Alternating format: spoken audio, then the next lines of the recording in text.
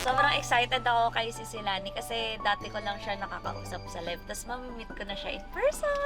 Since day one, sobrang supportive kasi talaga niya. Hindi lang kasi talaga siya yung customer na gumamit ng product.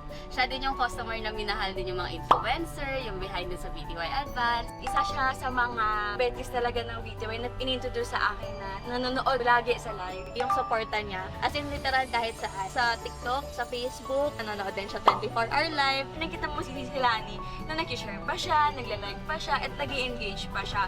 Sobrang thankful din ako kasi palagi ka nagsusupport sa amin sa mga kwento sa lahat ng episodes, nagko-comment ka, lahat ng engagement binibigay mo din. Pag nakikita ko yung mga kino-comment niya, talagang sobrang kulit niya din. Tapos pagka-seryoso yung scene, talagang inspiring talaga yung mga sinasabi niya. Sobrang active. As a editor ng Kwentong OFW, nakakatuwa po yung feedback na appreciate nyo yung ganda ng kwento kada episode. Nagiging fulfillment po siya sa atin kasi nabibigay po natin yung message po ng BTY na Better Than Yesterday po sa ating mga OFW. And ang saya lang po marinig na meron pong OFW na nagpamahal po sa product natin. Papawi yung pagod namin. Ito naman yung chance na makapag-give back tayo, especially for her. At least kahit pa paano makakabawi kay Sisilan. Kulang pa lahat ng mga pa-surprise namin sa lahat ng support na binibigay mo sa amin. Gagawin namin yung best namin para ma-feel better siya for this day. See you later, Sisilani!